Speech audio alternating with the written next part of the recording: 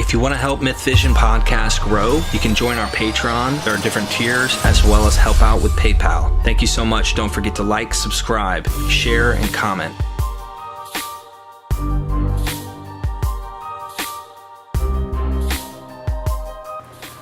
Question from David Bacati. I believe I'm saying that correctly. Hello, Derek. You are developing an excellent video corpus on early Christians. Thanks. My question to Dr. Price, of course, is on the desposyni?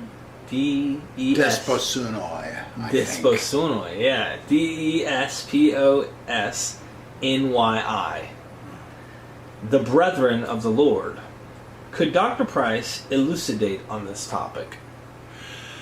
Yeah, they were a group, a leadership group that apparently, well, it's a little unclear because sometimes in discussions they seem to be the same as the pillars, Cephas, James, and John, but they are also supposed to be like part of the dynasty of Jesus, because we hear about them in, I think, Julius Africanus, who said that Domitian had a couple of hick farmers who were supposed to be related to Jesus. He had them brought in and interrogated because he knows how these things go.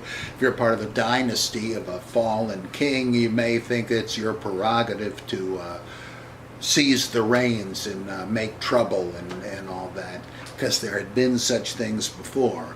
And there were dynasties of revolutionists like the Zealots, who were all connected up originally with Judas of Galilee, and then the Maccabean brothers, and well, he thought this might be another one. So he had them come in, and he dismissed them, saying these guys are just stupid hicks. There's nothing to worry about from them. And so that's it. They had fans among Christians, but there was nothing really organized. But somebody tells us, I could be mixing up the reference with Julius Africanus, but we're told that they traveled around and lay great store by their supposed credentials and would show genealogies. Well, and the usual assumption is that they were trying to show they were related to Jesus, so they weren't Cephas, James, and John, but the same idea, part of a dynasty.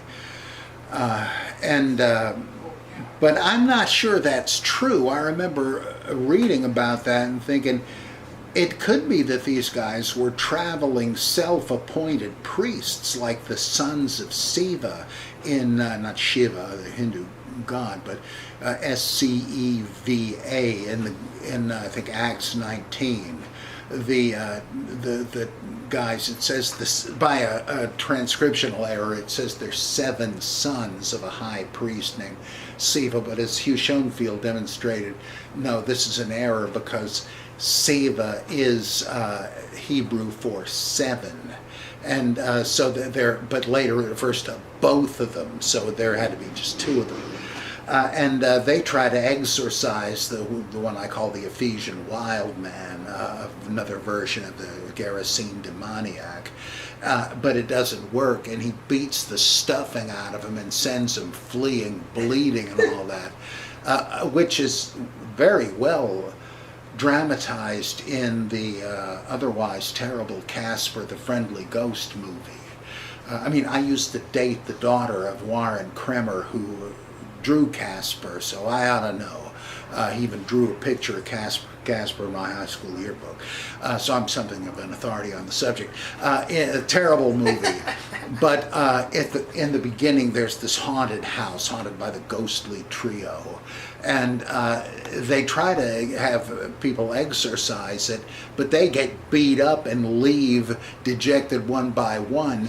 And there is Ray Stantz from the Ghostbusters, and then there's Guido Sarducci, the priest from Saturday Night Live, and they can't do anything, and so I don't know who they bring in, but that's exactly like the scene in Acts in Ephesus. So that's great biblical movie making. Of course, the big problem with Casper was they, in the movie, they made him into a dead kid. That was never even intimated in the comics. You just had to assume he was born a ghost, like some sort of sprite or something.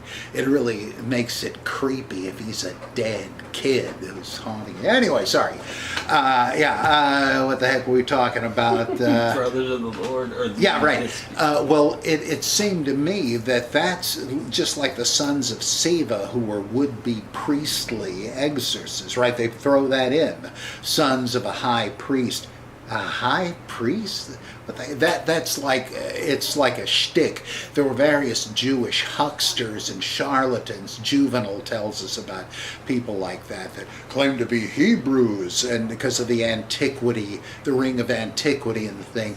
Well, that's what these guys must have been. Oh, we're Hebrews and we know all this mystical stuff. Well, I think that's what the desposyni were, those of the Lord, the despot, the despos, and that their genealogies were like those in First Chronicles. They were fake priestly genealogies. Now, I don't know, but it seems to me that's more likely than these people trying to throw their weight around because they were related to Jesus. And so that's pretty ambiguous. I'm just trying to come up with any stuff that supposedly refers to them.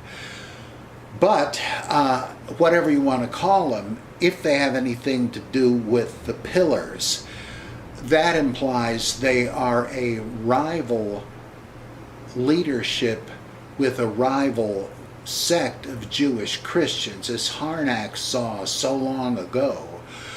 Where he said, why does 1 Corinthians 15 mention Peter and the 12 and James and all the apostles? It sounds like it's two versions of the same thing. The apostles and the 12 are not the same? Well, yeah, they are. But these were slogans on the part of partisans, Shiites in Arabic, who went with Peter as the head, and other because he was the chief disciple of Jesus, and others who went with James because he was the brother of Jesus, and that they didn't get along. That's one of the things that Acts is trying to paper over by getting Peter out of the story, saved from beheading and skipping the country wisely.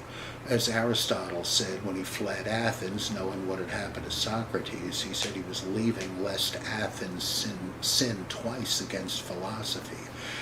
Same thing. So James replaces him.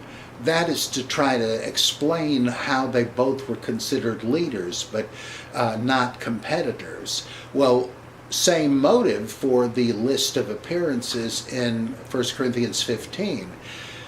A lot of water has gone under the bridge. These sects have merged, and so a creed, which takes the form of a list of credentialing appearances. Am I not an apostle? Have I not seen the Lord? Well, yeah, Peter and James, both fine. Let's put them both together. And Paul adds his name to it. He can see what that means too, or whoever is trying to do it in Paul's honor.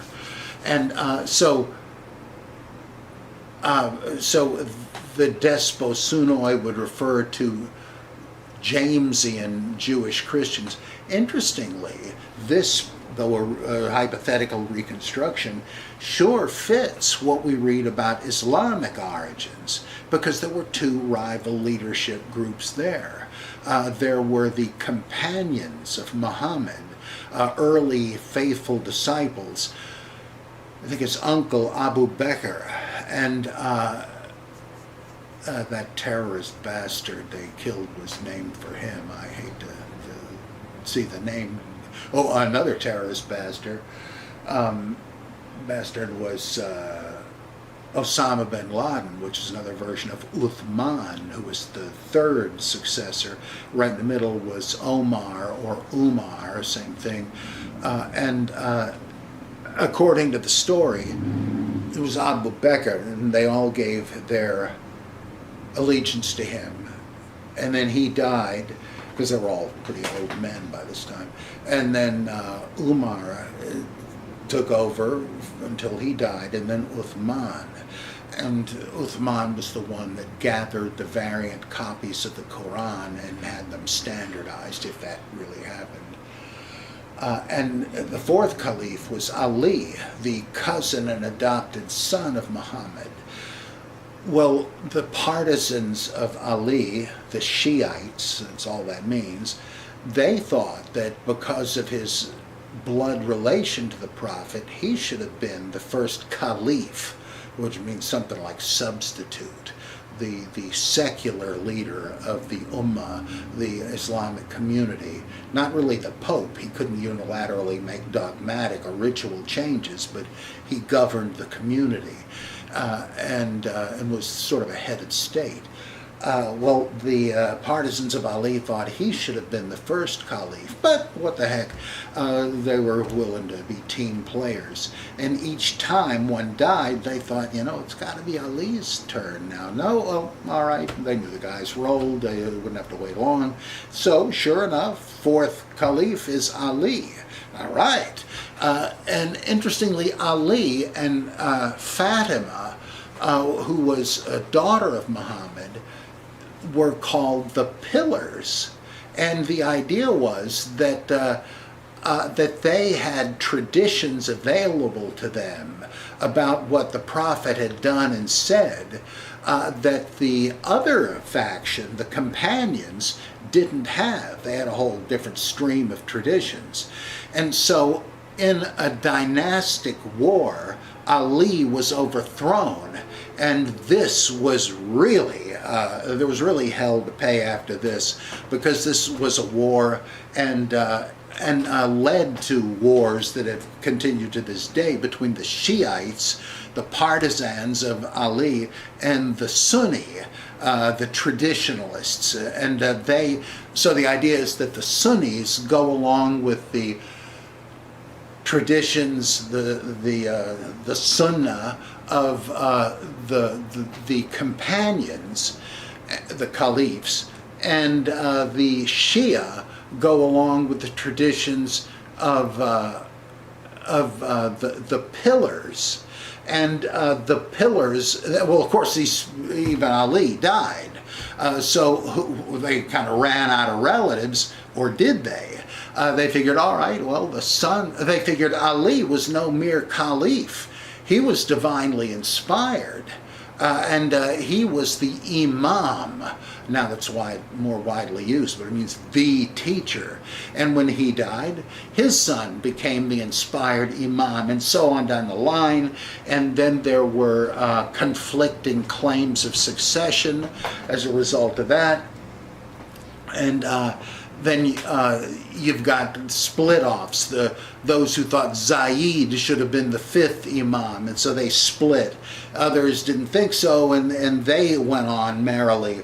But then the Ismailis thought Ismail should be the next imam, but others had a different candidate. Then they became known as the Twelvers, because they stopped at what's his name? I forget. But the 12th Imam, and it was believed that he was occulted. He was hidden away by God somewhere to keep him away from his persecutors, because there were always persecutors and enemies of the Shiites, and still are. And they believe that he will return. He's either in heaven or in some hideaway on earth still all this time. His lifespan miraculously prolonged, and he will return with Jesus at the end of the age as the Mahdi, the rightly guided one, or the Qaim, who shall arise. And when he and Jesus come back, Jesus will lead the prayers in the Kaaba in Mecca, and the Mahdi will rule over a perfect Islamic theocracy, and the Sunnis can just eat it. But they'll be all regathered and so on. So I mention this because it has everything to do with the very idea that the pillars of Jewish Christianity also had a succession. We're told that after Jesus, it was James the Just, and then that he lived for 125 years, is obviously borrowed from Moses. And when he died, Simeon Bar Cleophas became the head of the Jerusalem church, and he lived for 125 years. And depending on how you take that thing from Julius Africanus, some of them might have thought that still surviving, I mean, Domitian did. He figured these guys that claimed descent from Jesus, they're waiting for their chance at the messianic throne. There are parallels in the Baha'i faith also. I see it all as a kind of DNA of these religions that it gets repeated again and again. So it is just utterly fascinating. So the desposyni appeared to have been one of rival factions of Jewish Christians. Now, how does that bear on, was James the literal brother? Because the succession thing implies that he is. But if that was a later thing, it may simply presuppose an artificial connection of James with the household of a historicized Jesus. Like, no scholar really thinks that John the Baptist was actually a cousin of Jesus. Even if there was a John the Baptist, it seems pretty clear that Luke, and Luke alone, just attached him to Jesus as one more way of trying to co-opt the followers of John the Baptist in his own day. And I think that's what happened with James the Just. He was the James of the three pillars, and originally had nothing to do with Jesus because there wasn't one, and that he had his own position because he was one of the pillars connecting heaven and earth spiritually. So, it's quite a question and more of an answer than you wanted, probably.